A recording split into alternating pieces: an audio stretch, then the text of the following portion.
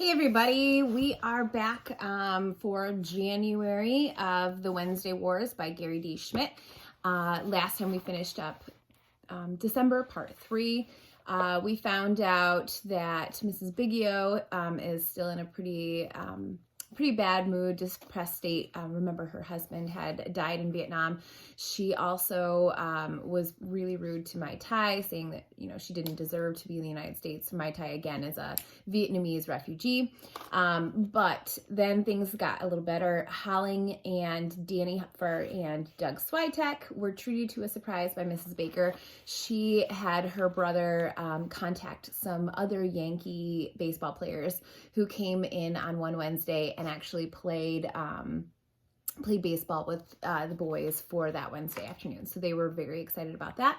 And the chapter ended by saying that President Johnson, the president at the time, had declared a Christmas ceasefire in Vietnam. So we're on January, page 101. On New Year's Day, the Hometown Chronicle devoted itself proudly to celebrating the many accomplishments of those young and old who had made outstanding contributions to the life and culture of our town in the past year. It wasn't a very big issue. Most of the stories were about librarians and the Kiwanis Club officers and the veterans of foreign wars, and Mr. Guareschi for something, and even about my father for the enormous success of Hood and Associates, and how he had been voted the Chamber of Commerce Businessman of 1967. The paper printed grainy headshots of people looking distinguished, like they were already thinking about their next outstanding contribution to the life and culture of the town.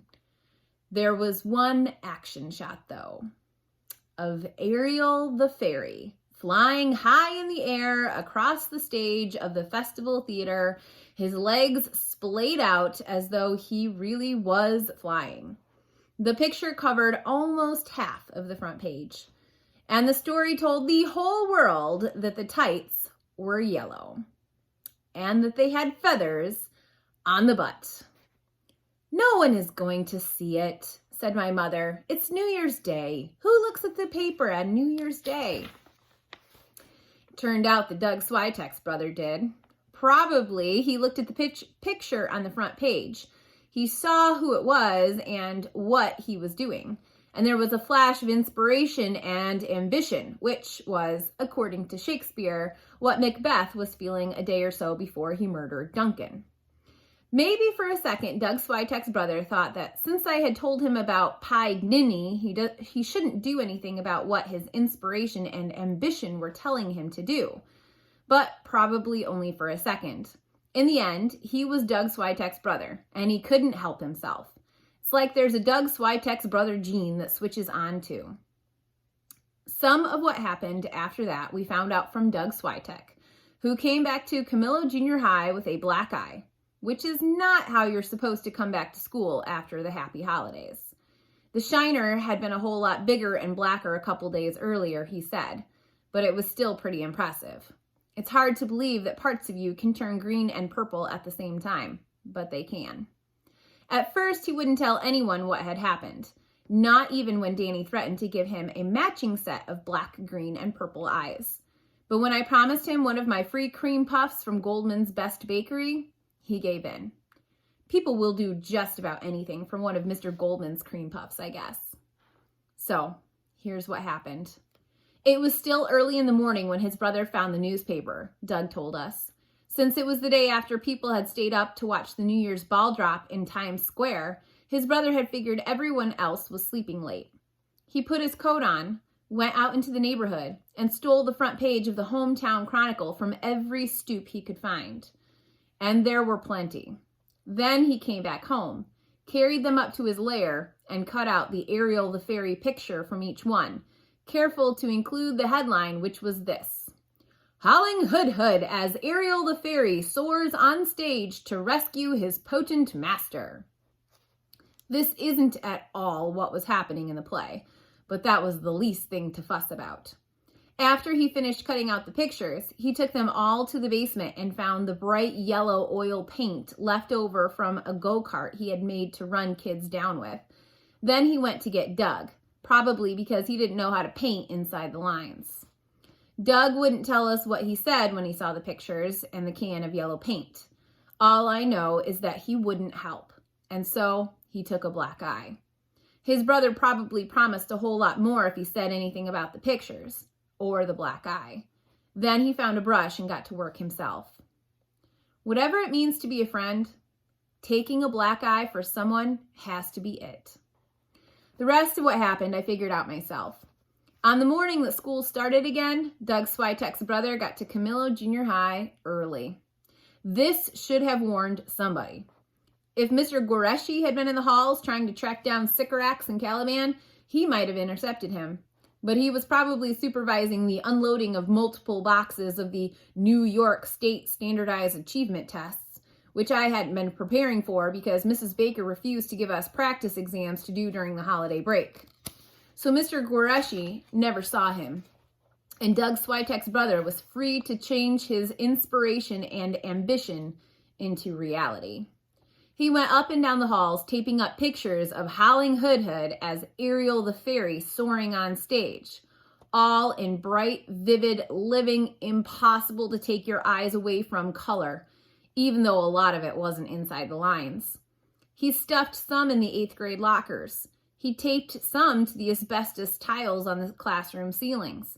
He put them in all the stalls of the boys' restroom and in all the stalls in the girls' restroom, too. I heard that from Merrill Lee. He put them all over the drinking fountains and on every classroom door and on the fire escape doors and on the walls of the stairwells. He put them on arches over the doors in the main lobby. No one figured out how he got up that high without a ladder. And on the black backboards of the basketball hoops in the gym. He even got them on all the trophies in the locked glass cases by the main administrative office and found a way to tape them to the administrative office counter so that they were the first thing you saw when you walked in. By the time he was done, every place you looked was bright yellow. It was high noon in the halls. The only thing that could have been worse was if the pictures had shown the white feathers on my butt. If they had, I would have had to leave the country. As it was, when I walked into school, I figured this would be my last day at Camillo Junior High.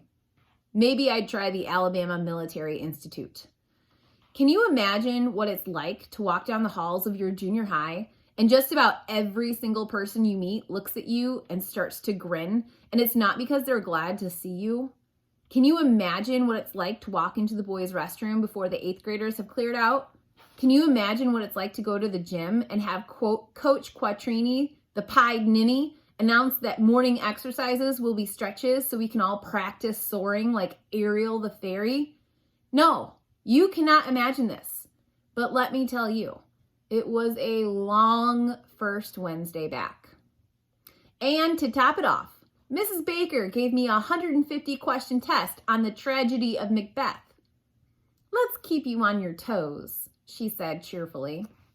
Sometimes I still think she hates my guts. By the next morning, Mr. Vendlary had torn down almost all of the pictures.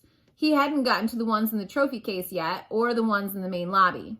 Merrill Lee took care of the ones in the girls' restroom. Good old Merrill Lee. But Doug Switek's brother had an ample supply. They showed up in the halls again that Friday, on Monday in the cafeteria, on Tuesday across the stage front in the auditorium. Mr. Vendlary could hardly keep up. And when Tuesday was over and I walked home figuring that I would be free of the picture for at least the evening, my sister was waiting for me at the door of the perfect house, and she was holding one in her hand, complete with yellow oil paint. This, she said, was taped to my locker. So it had migrated to the high school too. Do you want to tell me why this was taped to my locker? She said. Because someone wanted to be a jerk, I said. Someone? She looked at the picture and then held it out to me again. Who looks like a jerk in this picture, Howling? I didn't take it, I said. You're the one wearing yellow tights. I told you this would happen. I didn't care as long as it was just you. But it's not just you now, is it? This was taped to my locker, and now I'm the one who has a baby brother who wears yellow tights. I'm not your baby brother. No, you're right. You're my brother who is all grown up and is wearing yellow tights. She shoved the picture into my chest. Fix this or you die, she said. I never thought being in 7th grade would mean so many death threats. I considered my options. Cream puffs were not going to work again. The Alabama Military Institute was looking pretty good. Maybe Dad would even like the idea. I hoped that hope lasted until supper time, when my father announced that the town had decided to build a new junior high school and that Hood and Associates had been invited to bid to become the architect. He looked at my sister after making the announcement. You see what being named Chamber of Commerce Businessman of 1967 can do for you? Gee, she said, I thought it was getting the nifty magnetic sign for the side of your car that was the big deal. She smiled. My father looked at me. Just swell, I said. That's right, he said. And having a kid in the school is big, plus a big plus in making a bid like this. It makes the board members think that we have a deep commitment already. And if Hood and Associates gets this contract, we'll really be going places. I've been thinking of military school, I said. Dad took a sip of his coffee. I'm not sure Kowalski will even bother to put in a bid, he said. I'm thinking of military school, I said again, in Alabama. You don't have to say ridiculous things twice, Holling. Once is more than enough. Why is military school ridiculous? Asked my sister. Today the Mets decided to pay Buddy Harrelson $18,000 a year to play baseball. Can you imagine that? $18,000 a year just to play baseball. This for a player who can't hit the ball out of the infield. Holling going to military school isn't quite as ridiculous as that, but I'll give him this. It is pretty close. And it's not any more ridiculous than going to our high school, said my sister. My father closed his eyes. He took another sip of coffee. I think he was fortifying himself. Girls can't wear their hair too short. Boys can't wear their hair too long, my sister said. We can't wear skirts that are too short, or slacks that are too long, or sweaters that are too tight, or jeans that are too, and I'm not making this up, too blue. We can't even wear a turtleneck because it's too something. No one knows what, but it's something. Now, that's ridiculous. The principal even cares about this, that a principal even cares about this stuff while bombs are dropping on people who hardly have any clothes is even more ridiculous. You don't wear those things because you're not a hippie, said my father. His eyes were still closed. What's all that got to do with education? Why can a principal just make those rules up? My father opened his eyes. Because he can, he said, and put down his coffee cup. $18,000. They are out of their minds. The Alabama Military Institute faded right away. After supper, my sister came into my room. So you don't think you need to knock? I said. Holling, going to military school is a ridiculous idea. That's not what you said at supper. It's not a ridiculous idea because of why Dad thinks it's a ridiculous idea. It's a ridiculous idea because it's military school and because the next stop after military school is Saigon. So, she put her hands on her hips. Sometimes I wonder if you're even worth trying to save, she said. There's a war going on in Vietnam, Holling. Have you noticed? A war. 200 soldiers die every week. They come back home in black body bags stacked into planes. And after they're buried in the grounds, their families get a new American flag with fancy folds. And that's it. She stopped. And I couldn't stand it if... She stopped again. It's a ridiculous idea, Holling, she said, and left.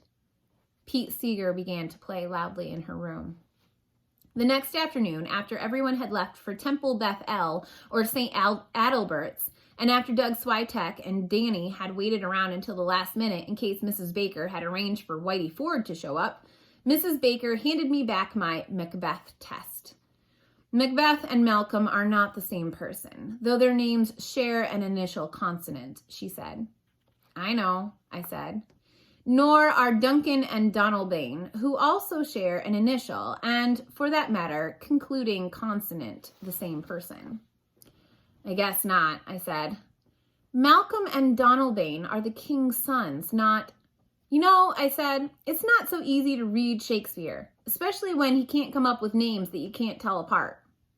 Mrs. Baker rolled her eyes. This time I was sure. Shakespeare did not write for your ease of reading, she said. No kidding, I thought. He wrote to express something about what it means to be a human being in words more beautiful than had ever yet been written. So in Macbeth, when he wasn't trying to find names that sound alike, what did he want to express in words more beautiful than had ever yet been written? Mrs. Baker looked at me for a long moment. Then she went and sat back down at her desk. That we are made for more than power, she said softly. That we are made for more than our desires. That pride combined with stubbornness can be disaster. And that compared with love, malice is a small and petty thing. We were both quiet. Malice is not always small and petty, I said. Have you seen what Doug Switek's brother put up in the halls? I have, said Mrs. Baker.